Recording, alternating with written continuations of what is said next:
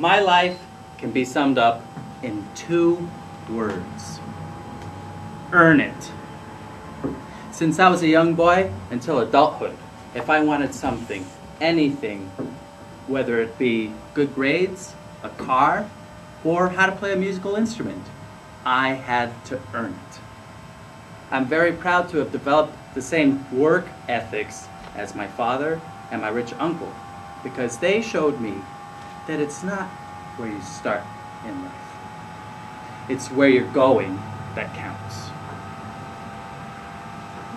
I remember taking the entrance exam in kindergarten. The proctor held up a card with a picture of a nurse on it. "Oh, that's a doctor," I said. "No, honey, try again."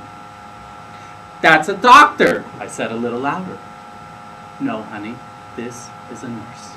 Say, nurse. "No, that's a doctor."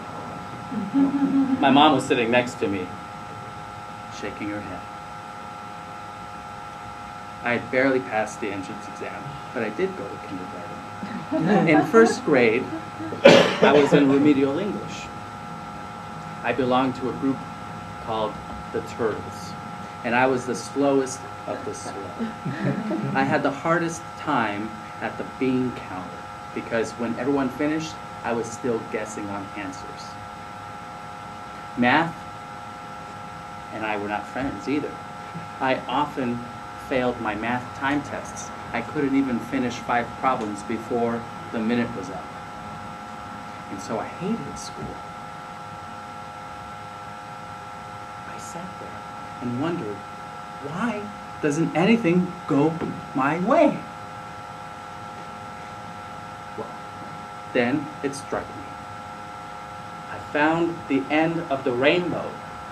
One day in my remedial English class, I found the answer to a difficult question on the first try.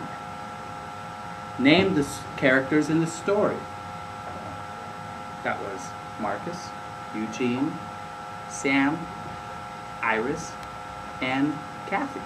My teacher did a double take. Kevin, what was that? Say it again. Well, okay.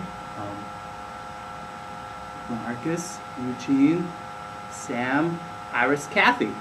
Oh, she gave me a sticker right then. And then at the end of class, she rushed me to my homeroom teacher. Kevin, tell your homeroom teacher what you just told me. And so I did.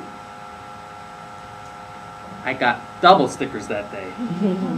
But not only that, when I found the end of the rainbow, I found the pot of gold. And next to the pot of gold was the lucky leprechaun. "Why, top of the morning to you, laddie. Would you like a pot of me gold?" I had wind in my sails.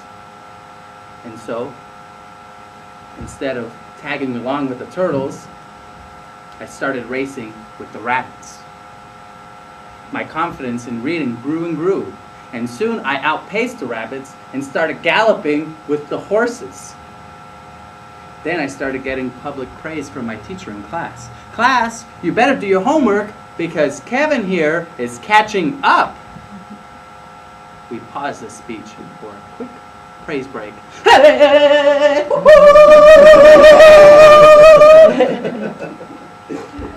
Soon, I started winning all of the derbies until I got to the Kentucky Derby and I placed first.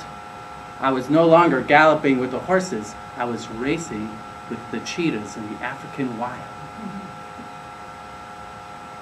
But that success was going to be short-lived, because the next year, my parents decided to take all their children and place them into Catholic elementary school. Now, me and standardized tests, we weren't buddies. I was still pulling a D in math. After much negotiations with the school and my parents, they finally let me in 2nd grade. Instead of starting like a hero, I started at ground zero. I don't know why I had such a difficult time transitioning into Catholic elementary school. My brothers didn't have any problems. They were still getting straight A's. But me, I had to work at it. And so I had resolved to take my D and bump it up to a C. And from my C's to a B. Until finally in 8th grade, I was an honor roll student. High school was a breeze. I had already developed the work ethics from 6 years of Catholic elementary school, so I was an honor roll student all 4 years in high school. The same thing happened when I went into college. I took 2 years of general education classes to get them out of the way first. I was still undeclared. And then in the fall of 1998, there was only one thing that I was passionate about, and that was music. Since I was a little boy, I decided to declare myself a music major. And the first class that I had to take was Music Systems, a 4-part, 2-year class. And it was music theory and music ear training.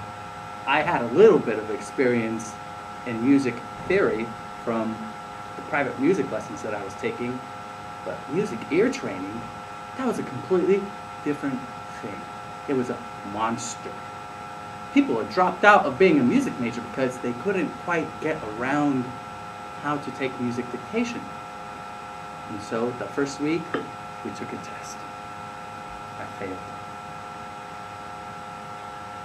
The second week, I took another test. I failed that one too. I felt like crying. I felt so frustrated. Why is this so hard? Here I am, a music major. I've been playing music already for years. And yet, I couldn't take music dictation. I couldn't hear the music. Get thee to the practice room is all the advice that my teacher would tell us. So I did. I went into the practice room. And I tried to practice, but I didn't know what to practice, how to practice. So finally, after 2 years, I pulled my grades up a little bit, but I was still unsatisfied. I decided to take the advanced music systems courses, even though it wasn't a part of my requirement to graduate. And there, Professor Smith showed us a system on how to take music dictation. I finally learned what to practice, and so I used my work ethics and went to the music lab almost on a daily basis and practiced with the music dictation software. By the time I got to Music Systems 4A and 4B, I had aced both courses. My teachers were so proud and happy of me that they offered me a job as a music tutor to help the other students who were having trouble with music theory and ear training. I helped them ace, or sometimes at least pass, their music systems classes so that they could go on to graduate. And so by the time I graduated, a year later, not only did I graduate, but I had earned it.